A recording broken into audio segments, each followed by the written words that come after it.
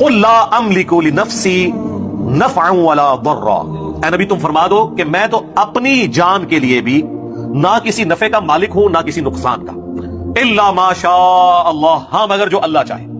تو اگر نبی علیہ السلام کو اپنی ذات کے حوالے سے اختیار نہیں ہے تو کسی دوسرے کو نفع دینا تو یہ بہت بڑی بات ہو جائے گی نا۔ ارے سنو، کائنات میں کوئی نہیں ہے جس کے اندر نفع اور نقصان کا اختیار رب نے رکھا ہے، خواہ وہ جناب محمد رسول اللہ صلی اللہ علیہ وسلم کیوں نہ ہو، یاد رکھیں ان کو بھی نہیں دیا۔ پہلے ہم آیت پڑھ چکے ہیں کل، قل لا املک لنفسی نفعا ولا ضرا، کل کی آیت ہم نے پڑھ چکی ہے۔ اللہ کے رسول آپ خود کہہ دیجئے میں بھی نفع و نقصان کا کوئی اختیار اپنے لیے نہیں رکھتا۔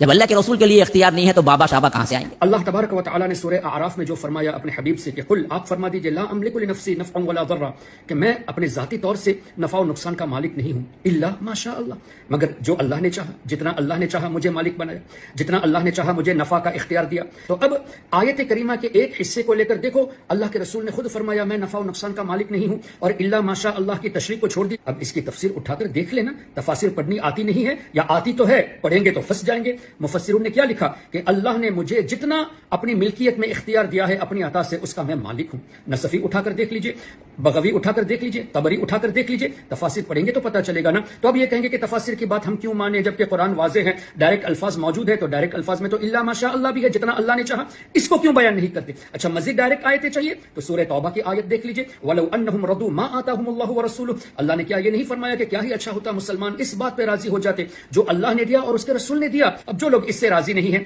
اس کا مطلب یہ ہے کہ وہ مسلمان کے طریقے پر نہیں بلکہ منافقین کے طریقے پر چلتے ہیں۔ کیوں؟ منافقین کے بارے میں اللہ نے فرمایا وَمَا نَقَمُوا إِلَّا أَنْ أَغْنَاهُمُ اللَّهُ وَرَسُولُهُ مِنْ فَضْلِهِ، یہ بھی سورہ توبہ میں ہے، دیکھ لیجئے کہ اللہ نے فرمایا کون سی چیز منافقوں کو بری لگی، یہی نا کہ اللہ اور اس کے رسول نے مسلمانوں کو بے نیاز کر دیا۔ تو بے نیاز کرنا یہ نفع دینا ہوا کہ نہیں؟ بخاری شریف اٹھا لیں، مسلم شریف اٹھا لیں، دیگر کتب احادیث اٹھا لیں، کیا نبی پاک صلی اللہ علیہ وسلم نے صحابہ کرام کو نفع نہیں دیا تھا؟ کیا نبی پاک صلی اللہ علیہ وسلم نے صحابہ کرام رضوان اللہ علیہم اجمعین کی حاجتوں کو پورا نہیں فرمایا؟ کیا نبی پاک صلی اللہ علیہ وسلم نے جس کی آنکھ نکل آئی تھی ان کو اپنے لعاب دہن سے ان کی آنکھ کو فکس نہیں کر دیا تھا؟ کیا یہ نفع نہیں ہے؟ پھر نبی پاک صلی اللہ علیہ وسلم کی بارگاہ میں حضرت ربیعہ نے جو آ کر کہا کہ اسألک مرافقتک فی الجنہ، کہ میں جنت میں آپ کی رفاقت چاہتا ہوں، حضور نے اسے عطا فرما دیا، اور غیر ذالک اور بھی کچھ چاہیے، تو کیا یہ نفع دینا نہیں ہوا؟ اچھا ان سب کی تعویل یہ لوگ اپنی مرضی سے کریں گے، اس لیے کہ یہ چاہتے ہی یہی ہے کہ قرآن اور حدیث کو کھولے تو حضور کی شان کو گھٹا کر دکھائے۔ اب دیکھیں المستدرک علی الصحیحین میں موجود ہے کہ ایک اعرابی نے حضور علیہ الصلوۃ والسلام کے بارگاہ میں حاضری دی اور حضور نے فرمایا مانگو، اونٹ مانگا۔ نبی پاک صلی اللہ علیہ وسلم نے کیا یہ نہیں فرمایا